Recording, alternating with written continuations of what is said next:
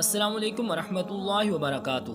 ناظرین کرام، آج میں آپ کو قرآن و حدیث کی روشنی میں ایک ایسا وظیفہ بتانے والا ہوں جس سے انشاءاللہ تعالی اللہ کے فضل و کرم سے آپ کے تمام کاروباری مسائل حل ہو جائیں گے۔ آپ کے کاروبار میں برکتیں ہی برکتیں ہوں گی، حالات جیسے بھی ہوں، لیکن آپ کو کاروبار میں کبھی بھی نقصان نہیں ہوگا۔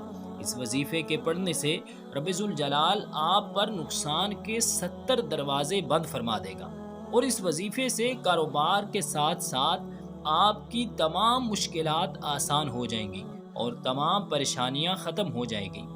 تو اس وظیفے کو سماعت فرمانے سے پہلے کریم آقا علیہ الصلوۃ والسلام کا ایک فرمان سماعت فرما لیجئے، انشاءاللہ تعالی آپ کے دل کو تسکین پہنچے گی، کیونکہ ایمان والے شخص کو نبی اکرم صلی اللہ علیہ وآلہ وسلم کے فرامین سن کر ذہنی و قلبی سکون پہنچتا ہے۔ تو صحیح بخاری کی احادیث مبارکہ 11 ہے۔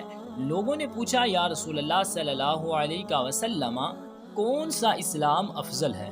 تو نبی کریم صلی اللہ علیہ وآلہ وسلم نے فرمایا، وہ جس کے ماننے والے مسلمانوں کی زبان اور ہاتھ سے سارے مسلمان سلامتی میں رہیں۔ تو رب ذوالجلال سے دعا ہے کہ ہمارے ہاتھ جب بھی اٹھیں مسلمانوں کے فائدے کے لیے اٹھیں، نہ کہ تکلیف اور نقصان کے لیے۔ تو آج کا وظیفہ توجہ سے سماعت فرما لیجئے، جس سے انشاءاللہ تعالی آپ کے تمام کاروباری مسائل حل ہو جائیں گے، آپ کی تمام مشکلات آسان ہو جائیں گی۔ تو اس وظیفے کو آپ نے روزانہ 70 دفعہ پڑھنا ہے۔ اول و آخر درود شریف پڑھنا نہ بھولیے گا۔ اس وظیفے کو 70 دفعہ پڑھ کے آپ نے رب ذوالجلال کی بارگاہ اقدس میں عاجزی سے دعا کرنی ہے۔ انشاءاللہ تعالی آپ کے کاروبار میں برکتیں ہی برکتیں ہوں گی۔ تو آج کے وظیفے کے الفاظ سماعت فرما لیجئے۔